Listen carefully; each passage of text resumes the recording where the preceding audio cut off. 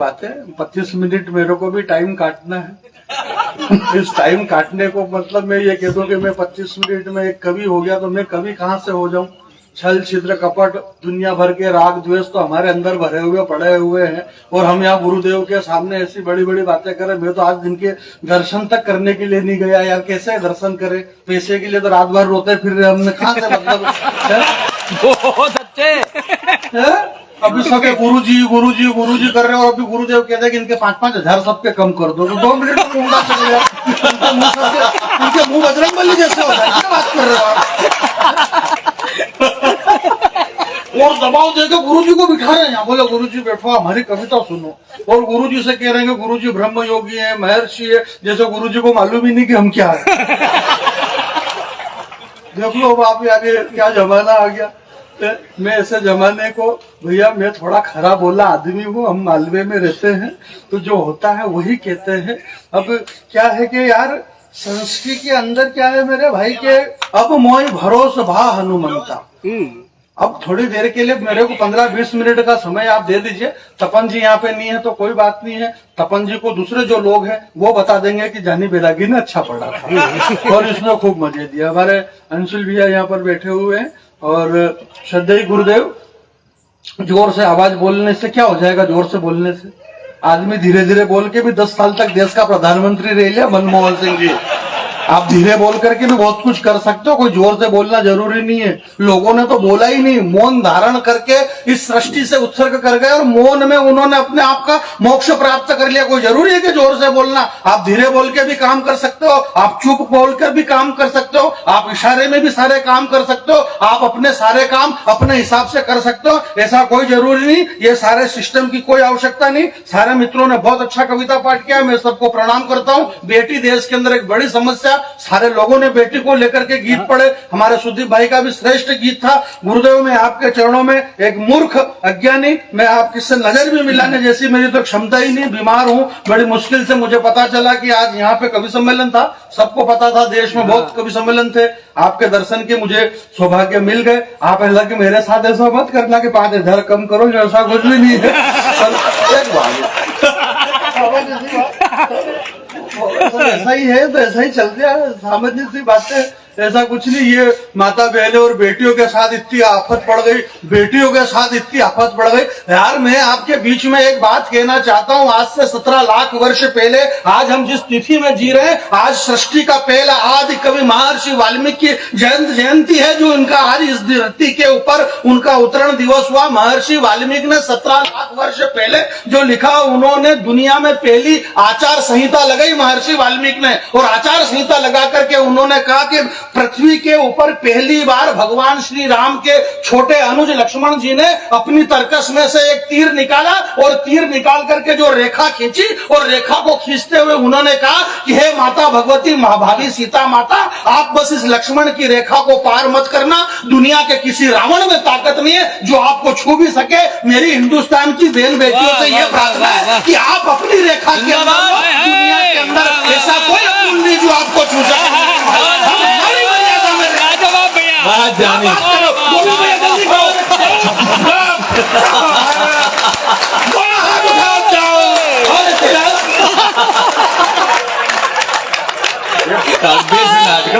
बहुत बढ़िया बात है ये, हास्य में भी अमर हमारी मर्यादा में। अरे अब्दुल ने ऐसा कर दिया और करीम चाचा ने और पंचर वाला अंचर। बहुत अच्छे भैया, कम से कम हमें एक और बड़ा मुहिम चला। तपन जी यहाँ पे नहीं है, मैं प्रणाम करता हूँ। उन्हें बताना इस देश के अंदर साधु संत ऋषि महात्मा कथाकार प्रवचनकार कवि मीडिया वाले चैनल वाले अखबार वाले मंदिर के पुजारी, मैं खुद पुजारी राम जी के मंदिर का, सब एक ही बात कर रहे हैं यार। बोले देश को हिंदू राष्ट्र बनाएंगे, देश को हिंदू राष्ट्र बनाएंगे। क्या बात कर रहे हो यार, सस्पेंड किसने करा इस देश को हिंदू राष्ट्र से? हम हिंदू राष्ट्र था, है और रहेगा, ये है ही नहीं यार। ये तो आदिकाल से भगवान श्री राम कौन थे? जब श्री राम जी अयोध्या के राजा थे ना, जब श्री राम जी अयोध्या के राजा थे, उनके पिता के पिता के पिता महाराज सगर से लेकर भगीरथ से लेकर के जाने कितनी पीढ़ी, अभी सब नाम गिनाऊंगा तो आपके लोगों के व्हाट्सएप पे लिखा हुआ है सब, तो सब आधा वही चल रहा। तो यार वो सब हिंदू ही तो थे, आर्य तो थे।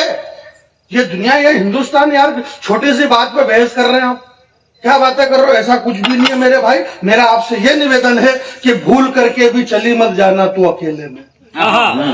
मुझे इस बात का दुख नहीं है, इकबाल साहब ने लिखा कि जहां पग पग लगता साधु संतों का डेरा। इस हिंदुस्तान की पहचान साधु संतों से हिंदुस्तान की पहचान है। अनाज के अंदर थोड़े से कंकर गिर जाए इसका मतलब ये नहीं है कि सारे अनाज खराब हो जाए। मैं आपसे ये कह रहा हूं, मुझे इस बात का दुख है या न है, आसाराम बापू गलत है या न है, राम रहीम गलत है या न है, मेरे को दुख इस बात का है कि उनके डेरे में तू अकेली गई क्यों। वाह,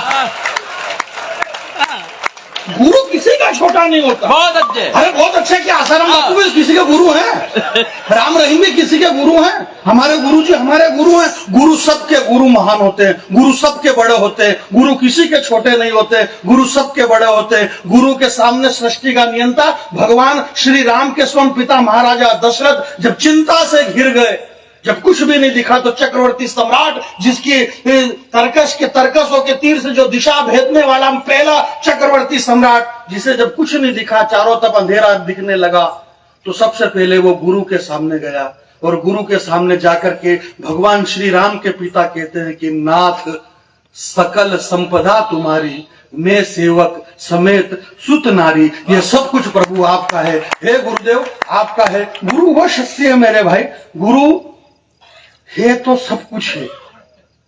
जब सिकंदर हिंदुस्तान के ऊपर चढ़ाई करने के लिए निकला था, जिस मूर्ख सिकंदर, एक तो देश में ऐसी ऐसी बातें और इतिहासों में चलाई जा रहा, जो काम करना चाहिए वो काम कर ही नहीं रहे। हमको काम ये करना चाहिए भाई 400 पार 400 पार 400 पार 400 पार नहीं हुए, नहीं तो क्यों नहीं हुए ये बताओ कि यहाँ पे 240 पे अटक गया।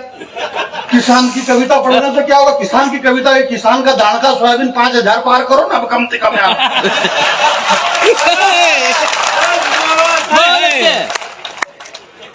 भाई ये जो करना चाहिए हमको वो हमें करना है, अब जो नहीं करना चाहिए वो हम कर रहे हैं। तो मैं आपके बीच में ये कहना चाहता हूं मेरे भाई के, जिस दिन से घर से बाहर तेरा पांव चला गया, वाह वाह वाह वाह वाह, उनको गोली मार दे और काट दे और 10 टुकड़े कर दे और सब कुछ हो गया। एक श्रद्धा नाम की लड़की के 35 टुकड़े हुए, 35 टुकड़े नहीं 1000 टुकड़े हुए होंगे, हजार टुकड़े हुए होंगे, हजार टुकड़े हुए होंगे। जब एक मजबूर बाप के तब जाके 35 टुकड़े हुए मोहतरमा आपके। बढ़िया बात है, वाह बहुत अच्छे। आप कितना रोया होगा मेरे भाई। मैं आपके बीच में ये कहना चाहता हूँ, क्या बात कर रहे हैं यार हम, मैं आपके बीच में यह कहना चाहता हूं कि जो सृष्टि का नियंता विष्णु का अवतार भगवान श्री राम, जिसके चरण के नीचे सैकड़ों ब्रह्मांड दबे हुए पड़े हैं, वो प्रभु श्री राम 500 वर्ष तक तंबू में विराजमान रहे और 500 वर्ष बाद जब तंबू से निकले और 500 वर्ष बाद जब वापस अवध में आए तो पूरे देश में कैसेट बजी कि मेरी झोपड़ी के भाग खुल जाएंगे, मेरे राम आएंगे। यार मेरे को आज तक एक सवाल यह खड़ा होता है गुरुदेव कि रामचंद्र जी 500 साल पहले तंबू में और 500 साल बाद झोपड़ी में, मतलब राम जी तंबू और झोपड़ी में, आप लाल बत्ती की गाड़ी में और बंगले में, क्या बात कर रहे हैं आप? बहुत अच्छे जानी, ऐसा नहीं है बात। जो भाई बात है तो बहुत सारे लोगों को 22 जनवरी को भगवान श्री राम आ रहे, 22 जनवरी राहुल गांधी के पीछे पड़े हुए हो। राहुल गांधी वालों ने भी कहा हम नहीं आएंगे 22 तारीख को, तो मत आओ, तुम नहीं आए तो तुम 24 में नहीं आए, 22 में नहीं आए तो 24 भाई राम जी का विमुख है?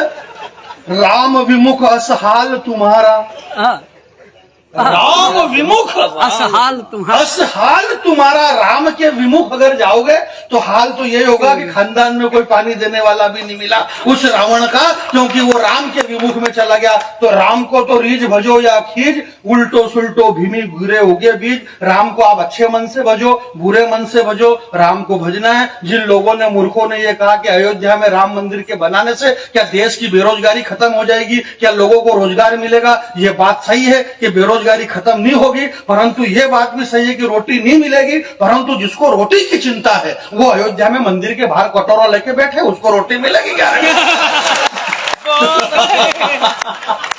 क्या सोल्यूशन है? वाह। भाई आप वहां बैठो, जिसको रोटी चाहिए उनको वहां मिलेगी। भाई आप कोशिश करो ना रोटी की। सुनील ने कहा बोले भोजन के प्रोग्राम के बाद हमको भोजन करना है। मैंने कहा